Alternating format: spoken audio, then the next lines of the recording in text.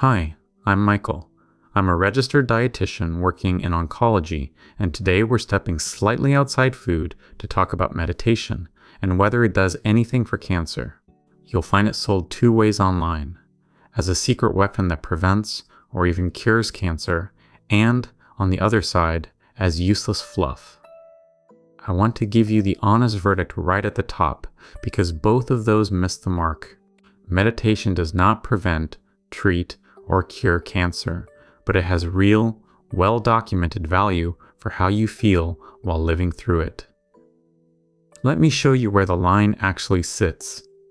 Let me be fair to both camps, because I understand them. When you're facing cancer, a calm, drug-free practice that promises to help feels like hope you can hold on to, and that hope matters. On the other side, people have been burned by so many overblown wellness claims that dismissing meditation as nonsense feels safer. I don't think either instinct is foolish. The trick is to give meditation exactly the credit the evidence supports, no more and no less. So let's clear the first part. There's no good evidence that meditation lowers your risk of developing cancer, shrinks tumors, or replaces any part of medical treatment. Claims that it boosts your immune system to fight off cancer belong with the other hopeful but unproven promises right next to curing cancer with diet alone. Meditation is a supportive practice, not a treatment, and anyone selling it as a cure is not doing you a favor. Now, here's where it genuinely earns its place. Mindfulness-based programs, things like mindfulness-based stress reduction and mindfulness-based cognitive therapy, have enough solid trial evidence behind them that major oncology bodies now recommend them.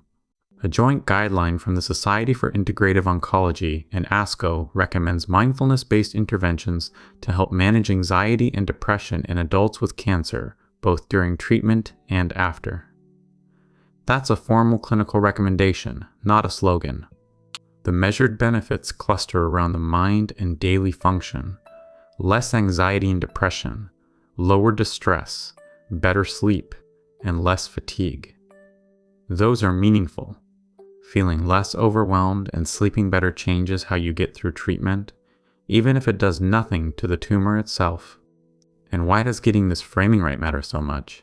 Because overselling meditation as a cure isn't harmless. It can nudge someone toward delaying effective treatment, and it sets people up to blame themselves if the cancer progresses despite their practice. Underselling it is a loss too, because it strips away a genuinely helpful, low-risk tool at exactly the moment when stress and sleep are wrecked. Supportive care, not a cure, is the honest and useful label.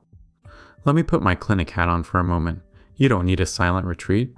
The approaches with the most evidence are structured programs, often 8 weeks, and frequently offered right through cancer centers, plus simpler practices you can start today: a guided meditation on an app, slow breathing, a body scan, even 5 to 10 minutes a day. Gentle movement like yoga and tai chi is studied alongside these and carries similar quality of life benefits for a lot of people. So where does that leave you practically? Start small and regular rather than long and sporadic. Ask your cancer center whether they offer a mindfulness or integrative oncology program, because many do, and some are free. Think of meditation as one supportive layer on top of your medical care, your nutrition, and your movement, especially in survivorship when the practical support often fades, but the stress does not. And if sleep or mood is really struggling, loop in your team rather than expecting meditation to carry all of it alone. So here's the bottom line. One more time, clearly. Meditation will not prevent or cure your cancer, and no honest source should tell you it does. What it can do, with real evidence behind it, is ease anxiety, depression, distress, and poor sleep while you go through treatment and beyond. That's a worthwhile reason to try it on its own honest terms. If this helped, share it with someone who could use a calmer week, because good, kind information is one of the best things we can pass along. Take care of yourself, be gentle with your choices, and I'll see you in the next one.